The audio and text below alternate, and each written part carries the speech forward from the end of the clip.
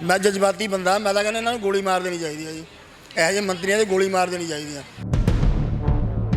ਆਤਮ ਹੱਤਿਆ ਬੰਦਾ ਉਦੋਂ ਹੀ ਕਰ ਦਿੰਦਾ ਜਦੋਂ ਬੰਦੇ ਦੀ ਉਮੀਦਾਂ ਖਤਮ ਹੋ ਜਾਂਦੀਆਂ ਨੇ। ਆਪਣੇ ਖੂਨ ਆਪਣੀ ਜ਼ਰੂਰਤਾਂ ਨੂੰ ਮਾਰ ਕੇ ਇਹਨਾਂ ਨੂੰ ਪੜਾਇਆ। ਜਿੱਦਾਂ ਮੈਂ ਲੈਟਰ ਦਿੱਤਾ ਇਹਨਾਂ ਨੂੰ ਉਹ ਲੈਟਰ ਕਹਿ ਦਿੱਤਾ ਕਿ ਐਟਮ ਬੰਬ ਹੀ ਫੜਾ ਦਿੱਤਾ ਇਹਨਾਂ ਦੇ ਅੰਦਰੋਂ। ਇਨਸਾਨ ਨੂੰ ਯਾਨੀ ਤੜਫਾ ਕੇ ਮਾਰਨ ਵਾਲੀ ਗੱਲ ਹੈ। 2 ਵਾਰੀ ਤਾਂ ਮੈਂ ਉਹਨੂੰ ਬਚਾ ਕੇ ਲਿਆ ਨਹਿਰ ਤੋਂ ਜੀ। ਉਹਦਾ ਕੁਦਰਤੀ ਮੁੰਡੇ ਖੜੇ ਦੀ ਮੂਹਰੇ, ਉਹਨਾਂ ਨੇ ਫੜ ਲਿਆ ਇਹਨੂੰ। ਇਹ ਆਪਣੀ ਔਕਾਤ ਭੁੱਲ ਗਏ ਲੋਕ ਵੀ ਅਸੀਂ ਕੱਲ੍ਹ ਕਿੱਥੋਂ ਉੱਠੇ ਦੀ। ਅੱਜ ਇਹ ਆਪਣੇ ਆਪ ਨੂੰ ਸਿਕੰਦਰ ਆਜ਼ਮ ਬਣੇ ਫਿਰਦੇ ਨੇ। ਸਾਡੇ ਨਾਲ ਅੱਲਾ ਰੱਖਾ ਜੀ ਮੌਜੂਦ ਨੇ, ਗੱਲਬਾਤ ਉਹਨਾਂ ਦੇ ਨਾਲ ਕਰਦੇ ਹਾਂ। ਸਰ, ਤੁਸੀਂ ਕਿਸ ਚੀਜ਼ ਦੇ ਪ੍ਰੋਫੈਸਰ ਸੀ ਤੇ ਕਿੰਨੇ ਲੰਬੇ ਸਮੇਂ ਤੋਂ ਤੁਸੀਂ ਲਟਕੇ ਹੋਏ ਹੋ? ਸਰ ਮੈਂ 2017 ਚ ਯਾਨੀ ਕਿ ਮੇਰਾ JRF ਹੋ ਚੁੱਕਾ ਸੀਗਾ ਤੇ ਮੈਂ ਜਾਮੀਆ ਦਿੱਲੀ ਵਿੱਚ ਸੈਂਟਰਲ ਯੂਨੀਵਰਸਿਟੀ ਆ, ਉੱਥੋਂ ਮੈਂ PhD ਕਰ ਰਿਹਾ ਸੀਗਾ। ਤੇ ਜਦੋਂ ਮੈਨੂੰ ਇਹ ਨੌਕਰੀ ਮਿਲਦੀ ਹੈ ਤਾਂ ਮੈਂ ਉੱਥੋਂ ਯਾਨੀ ਕਿ ਆਪਣੀ JRF ਜੋ ਆ ਉਹ ਲੈਣੀ ਬੰਦ ਕਰ ਦਿੰਦਾ। ਤੇ ਇੱਧਰ ਮੈਂ ਕਿਉਂਕਿ ਇਹ ਇਹਨਾਂ ਸ਼ਰਤ ਰੱਖਦੇ ਨੇ ਕਿ ਵੀ ਤੁਸੀਂ ਜਾਂ ਤਾਂ PhD ਵਿੱਚੇ ਛੱਡ ਦਿੰਦੇ ਹੋ? PhD ਨਹੀਂ ਸਰ, JRF ਜਾਂ ਤਾਂ ਤੁਸੀਂ ਯਾਨੀ ਕਿ ਤਨਖਾਹ ਲਵੋ ਜਾਂ ਫਿਰ ਉਹ ਕਰੋ। ਇੱਕ ਚੀਜ਼ ਲੈ ਸਕਦੇ ਹੋ, ਸਰਕਾਰ ਦੀ ਇੱਕ ਸ਼ਰਤ ਹੁੰਦੀ ਹੈ। ਜੋਬ ਇੱਕ ਤਰ੍ਹਾਂ ਦੀ ਛੱਡ ਦਿੰਦੇ? ਹਾਂਜੀ, ਉੱਥੋਂ ਛੱਡ ਦਿੰਦੇ ਆ ਮੈਂ ਦਿੱਲੀ ਯਾਨੀ ਕਿ ਸੈਂਟਰਲ ਯੂਨੀਵਰਸਿਟੀ ਤੋਂ। ਤਾਂ ਲੇਕਿਨ ਉਰੇ ਕੀ ਹੈ ਕਿ ਸਟੇ ਲੱਗ ਜਾਂਦੀ ਆ ਤੇ ਸਟੇ ਤੋਂ ਬਾਅਦ ਇਹ ਸਾਨੂੰ ਲਾਰੇ ਲਾਏ ਜਾਂਦੇ ਵੀ ਤੁਹਾਡੀ ਪੈਰਵਾਈ ਕਰਾਂਗੇ ਸਰਕਾਰ ਵੱਲੋਂ। ਤੇ 2 ਸਾਲ ਹੋ ਜਾਂਦੇ ਨੇ ਤੇ ਸਾਡੀ ਕੋਈ ਯਾਨੀ ਕਿ ਪੈਰਵੀ ਨਹੀਂ ਕੀਤੀ ਜਾਂਦੀ। ਤੇ ਅੱਜ ਜੋ ਪੰਜਾਬ ਨੂੰ ਯਾਨੀ ਕਿ ਰੰਗਲਾ ਪੰਜਾਬ ਨਾਂ ਦੀ ਗੱਲ ਕਰਦੇ ਸੀਗੇ, ਅੱਜ ਉਹਨਾਂ ਦੇ ਇੱਕ ਟਵੀਟ ਨਹੀਂ ਹੋ ਰਿਹਾ। ਅੱਜ ਸਾਡੇ ਇੱਕ ਸਾਥੀ ਬਲਵਿੰਦਰ ਕੌਰ ਜੀ ਇਸ ਦੁਨੀਆ ਨੂੰ ਛੱਡ ਕੇ ਚਲੇ ਗਏ ਤੇ ਮੁੱਖ ਮੰਤਰੀ ਜੀ ਤੇ ਉਹਨਾਂ ਦੇ ਕਿਸੇ MLA ਨੇ ਇੱਕ ਟਵੀਟ ਨਹੀਂ ਕਰਿਆ। ਇਹ ਕਿੰਨੀ ਮੰਦਭਾਗੀ ਗੱਲ ਆ ਕਿ ਇਹੋ ਜਿਹਾ ਪੰਜਾਬ ਅਸੀਂ ਚਾਹੁੰਦੇ ਸੀਗੇ ਕਿ ਜਿਸ ਵਿੱਚ ਸੰਵੇਦਨਾ ਬੰਦੇ ਦੀ ਮਰ ਜਾਵੇ। ਅੱਜ ਤਾਂ ਇੱਕ ਇਨਸਾਨੀਅਤ ਦੇ ਨਾਂ 'ਤੇ ਵੀ ਯਾਨੀ ਕਿ ਇਨਸਾਨੀਅਤ ਵੀ ਮਰ ਚੁੱਕੀ ਹੈ ਇਹਨਾਂ ਦੇ ਅੰਦਰੋਂ। ਜਿੱਦਾਂ ਤੁਹਾਡੇ ਮਾਪੇ ਦੱਸਦੇ ਨੇ, ਤੁਹਾਡੇ ਸਾਥੀ ਦੱਸਦੇ ਨੇ ਕਿ ਕਿਤੇ ਨਾ ਕਿਤੇ ਤੁਸੀਂ ਡਿਪਰੈਸ਼ਨ ਦਾ ਸ਼ਿਕਾਰ ਹੋ ਗਏ ਸਾਰੇ ਨੂੰ ਦੇਖ ਕੇ। ਤੋ ਉਹ ਸਾਰੇ ਡਿਪਰੈਸ਼ਨ ਦਾ ਜਿਹੜਾ ਮਾਹੌਲ ਬਣਿਆ, ਤੁਸੀਂ ਕਿਸ ਦੇ ਲਈ ਜ਼ਿੰਮੇਵਾਰ ਮੰਨਦੇ ਹੋ? ਜਿਵੇਂ ਕਿਸ ਨੂੰ ਮੰਨਦੇ ਹੋ ਇਸ ਦੇ ਲਈ ਜ਼ਿੰਮੇਵਾਰ? ਜਿਵੇਂ ਬਲਵਿੰਦਰ ਕੌਰ ਹੁਣੀ ਲਿਖ ਕੇ ਗਏ ਨੇ, ਤੁਸੀਂ ਕਿਸ ਦੇ ਸਿਰ ਇਸ ਗੱਲ ਦਾ ਕਰਦੇ ਹੋ? ਸਰ, ਜਿਹੜਾ ਆਤਮ ਹੱਤਿਆ ਬੰਦਾ ਉਦੋਂ ਹੀ ਕਰ ਦਿੰਦਾ ਜਦੋਂ ਬੰਦੇ ਦੀ ਉਮੀਦਾਂ ਖਤਮ ਹੋ ਜਾਂਦੀਆਂ ਨੇ।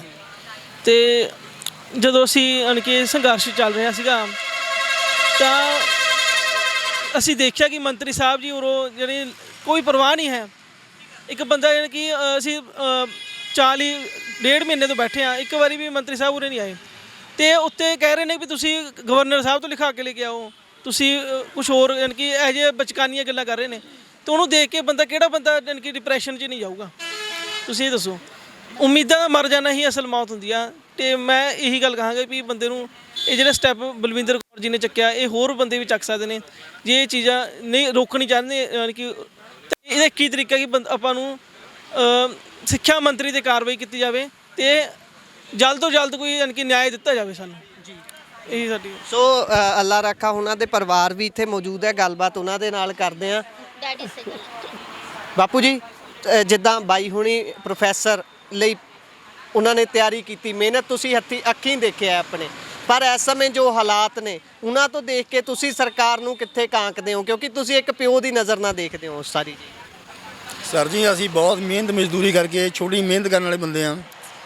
ਆਪਣੇ ਖੂਨ ਆਪਣੀ ਜ਼ਰੂਰਤਾਂ ਨੂੰ ਮਾਰ ਕੇ ਇਹਨਾਂ ਨੂੰ ਪੜਾਇਆ। ਤੇ ਅਸੀਂ ਜਦੋਂ ਇਹਨਾਂ ਨੂੰ ਨੌਕਰੀ ਜਦ ਇਹਨਾਂ ਨੂੰ ਲੈਟਰ ਮਿਲਿਆ ਇਹਨਾਂ ਨੂੰ ਪਹਿਲਾਂ ਉਦੋਂ ਪਹਿਲਾਂ ਠੀਕ ਦੀ ਇਹਨਾਂ ਨੂੰ ਆਸ ਨਹੀਂ ਸੀ ਕੋਈ, ਉਹਨਾਂ ਦੀ ਆਪਣੀ ਜ਼ਿੰਦਗੀ ਜੀ ਰਹੇ ਸੀ ਜਿਵੇਂ ਜੀ ਰਹੇ ਸੀ। ਜਿੱਦਾਂ ਮੈਂ ਲੈਟਰ ਦਿੱਤਾ ਇਹਨਾਂ ਨੂੰ ਉਹ ਲੈਟਰ ਕਹਿ ਦਿੱਤਾ ਕਿ ਐਟਮ ਬੰਬ ਹੀ ਫੜਾ ਦਿੱਤਾ ਇਹਨਾਂ ਦੇ ਅੰਦਰੋਂ। ਕਿਉਂਕਿ ਉਹ ਚੀਜ਼ ਦਿਖਾ ਕੇ ਕਿਸੇ ਭੁੱਖੇ ਆਦਮੀ ਕੋਲ ਕੋਈ ਥਾਲੀ ਖੋਲ੍ਹਵੇ ਬੰਦਾ ਤਾਂ ਉਹਨੂੰ ਕਿੱਦਾਂ ਮਹਿਸੂਸ ਹੁੰਦਾ ਜੀ। ਉਹੀ ਹਾਲ ਇਹਨਾਂ ਨੇ ਕੀਤਾ। ਯਾਨੀ ਇਹ ਇਨਸਾਨ ਨੂੰ ਯਾਨੀ ਤੜਫਾ ਕੇ ਮਾਰਨ ਵਾਲੀ ਗੱਲ ਹੈ। 2 ਵਾਰੀ ਤਾਂ ਮੈਂ ਉਹਨੂੰ ਬਚਾ ਕੇ ਲਿਆ ਨਹਿਰ ਤੋਂ ਜੀ। ਉਹਦਾ ਕੁਦਰਤੀ ਮੁੰਡੇ ਖੜੇ ਦੀ ਮੂਹਰੇ, ਉਹਨਾਂ ਨੇ ਫੜ ਲਿਆ ਇਹਨੂੰ। ਸਾਡੇ ਕੋਲ ਪਹਿਲਾਂ ਹੀ ਅੱਗੇ ਜਾ ਚੁੱਕਿਆ ਸੀ। ਇਹ 2 ਵਾਰੀ ਲੈ ਕੇ ਆਏ, 2 ਵਾਰੀ ਫੜ ਕੇ ਇਹਨੂੰ। कि भाई मैं मर जाऊंगा, बस मर जाना ही बेहतर है, बस मर जाऊंगा, नहीं बेहतर है। इसके ये जुबान पर आता है बस, जो नौकरी ना मिली तो बस मैं भी आत्महत्या कर लूँगा। ਮਾਂ ਹੋਣ ਦੇ ਨਾਤੇ ਸਰਕਾਰ ਨੂੰ ਕੀ ਸੰਦੇਸ਼ ਜਾਂ ਕੀ ਉਹਨਾਂ ਨੂੰ ਕਹਿਣਾ ਚਾਹੋਗੇ ਕਿ ਤੁਹਾਡਾ ਪੁੱਤ ਹੈ, ਹੋਰ ਕਿੰਨੀਆਂ ਧੀਆਂ ਨੇ ਜਿਹੜੀਆਂ ਇੱਥੇ ਬੈਠੀਆਂ ਹੋਈਆਂ ਨੇ, ਸਰਕਾਰ ਨੂੰ ਕੀ ਸੰਦੇਸ਼ ਹੈ ਤੁਹਾਡੇ ਵੱਲੋਂ ਇੱਕ ਮਾਂ ਹੋਣ ਦੇ ਨਾਤੇ? मैं तो यही चाहूँगी जी, देखो जी, उससे भी इंसाफ मिले जो दुनिया से चली गई और इन्हें भी इंसाफ मिले और मेरे से आते। ਬਾਪੂ ਜੀ, ਤੁਸੀਂ ਕੀ ਇੱਕ ਪਿਤਾ ਹੋਣ ਦੇ ਨਾਤੇ ਕੀ ਸੰਦੇਸ਼ ਹੈ ਤੁਹਾਡਾ? ਸੰਦੇਸ਼ ਇਹ ਆ ਵੀ ਜਿਨ੍ਹਾਂ ਨੇ ਮਿਹਨਤ ਕਰਕੇ ਇੱਥੇ ਤੱਕ ਪਹੁੰਚੇ ਨੇ ਉਹਨਾਂ ਨੂੰ ਉਹਨਾਂ ਦਾ ਹੱਕ ਦਿੱਤਾ ਜਾਵੇ। ਇਹਨਾਂ ਨੇ ਕਿਹੜਾ ਆਪਣੀ ਜੇਬ 'ਚੋਂ ਦੇਣਾ ਆ। ਇਹ ਆਪਣੀ ਔਕਾਤ ਭੁੱਲ ਗਏ ਲੋਕ ਵੀ ਅਸੀਂ ਕੱਲ ਕਿੱਥੋਂ ਉੱਠੇ ਦੀ ਅੱਜ ਇਹ ਆਪਣੇ ਆਪ ਨੂੰ ਸਿਕੰਦਰ ਆਜ਼ਮ ਬਣੇ ਫਿਰਦੇ ਨੇ ਵੀ ਸਾਰਾ ਕੁਝ ਸਾਡਾ ਆ। ਇਹ ਆਪਣੇ ਪਿਛੋਕੜ ਭੁੱਲ ਗਏ ਵੀ ਅਸੀਂ ਕੀ ਚੀਜ਼ ਹੁੰਦੇ ਸੀ।